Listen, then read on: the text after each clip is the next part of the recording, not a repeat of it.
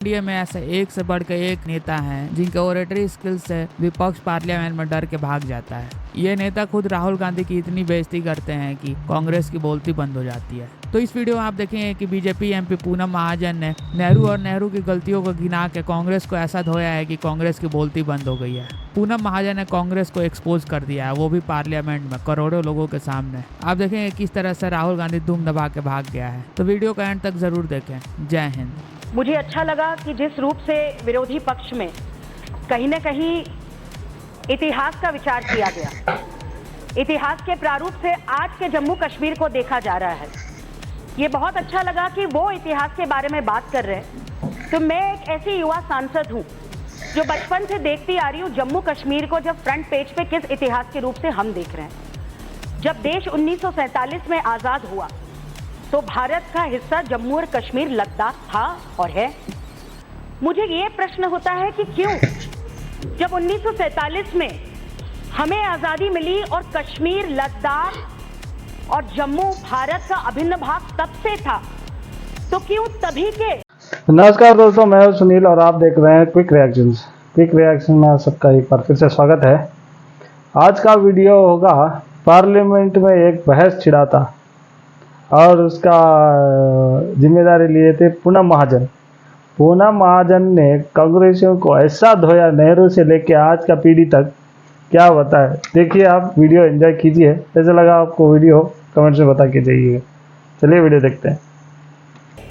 तत्कालीन प्रधानमंत्री भीख मांगने के लिए यूनाइटेड नेशन में जाके ये कहने लग गए, जिनको मैं बिल्कुल आदर करती हूँ, क्यों कहने लगे कि हमें हमारे कश्मीर का रेजोल्यूशन आप दो। Why did we go to a third party resolution?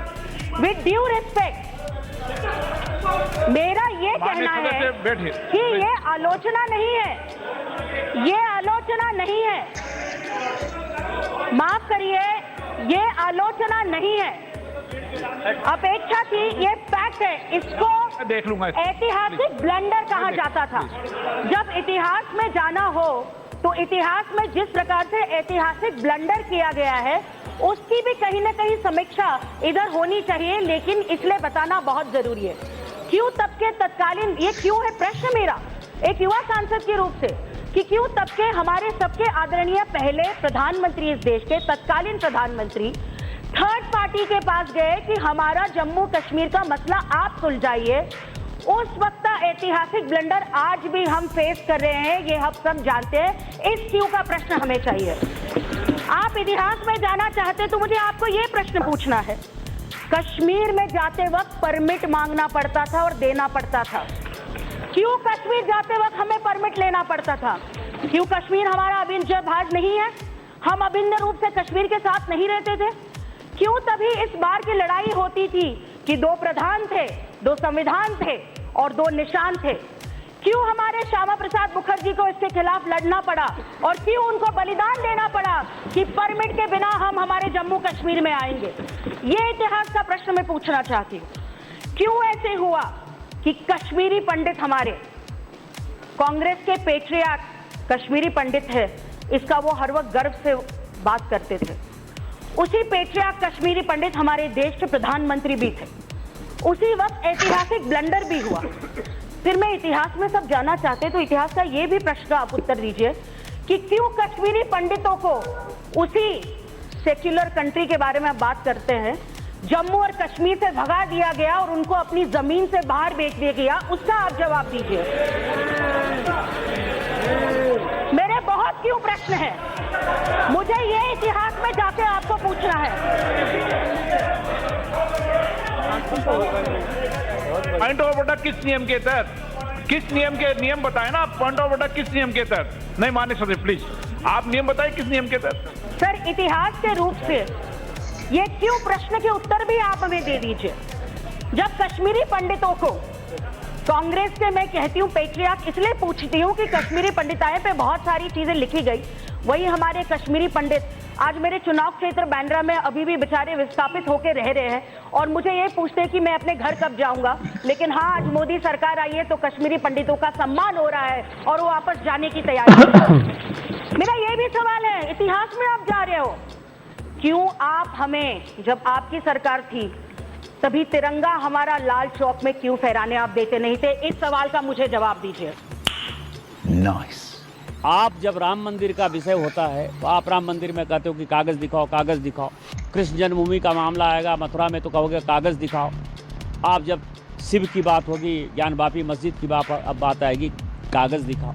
Supreme court का एकमात्र उद्देश्य है show me the face will show you the law. Supreme court अपनी सीमा से बाहर जा रहा है। सुप्रीम कोर्ट की सीमा ये है कि भारत का संविधान जिस कानून को बनाया उस कानून की उसको व्याख्या करनी है, और यदि वो व्याख्या नहीं कर सकती है और सब कुछ के लिए सुप्रीम कोर्ट जाना है तो इस संसद का कोई मतलब नहीं है, विधानसभा का कोई मतलब नहीं है, उसको बंद कर देना। आप क्रोनोलॉजी समझ लीजिए। 1907 से पहले कोई कांग्रेस का नेता बताइए जिसने 1857 को स्वातंत्र समर लिखा हो। सबने म्यूटिनी, रिवोल्ट, सिपाही म्यूटिनी लिखा। और जिस वर्ष में सावरकर जी को 2 जन्मों के कारावास की सजा हुई वो वर्ष कौन सा था? 1910।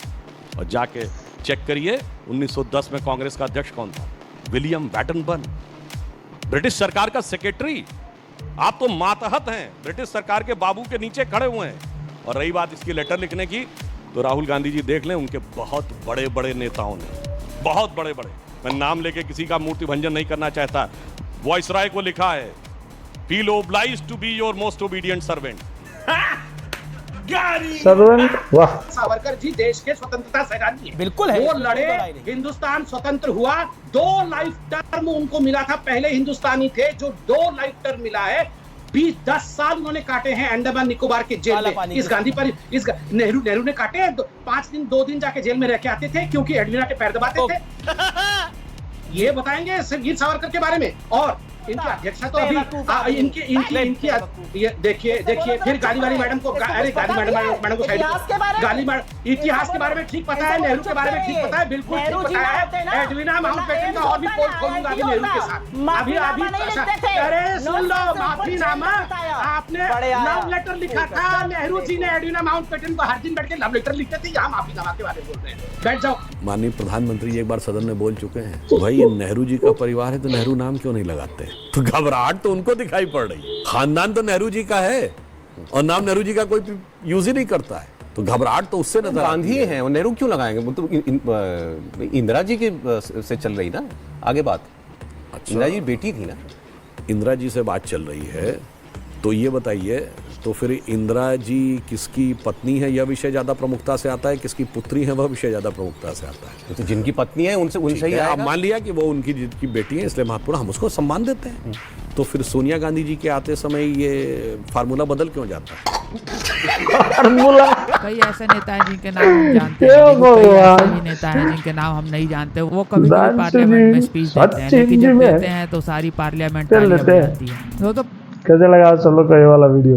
लास्ट पार्ट मुझे बहुत अच्छा लगा। जो कोई लास्ट पार्ट तक देखा हो तो प्लीज कमेंट करके जाना है। मिलते हैं अगले वाले वीडियो पे। जय श्री राम।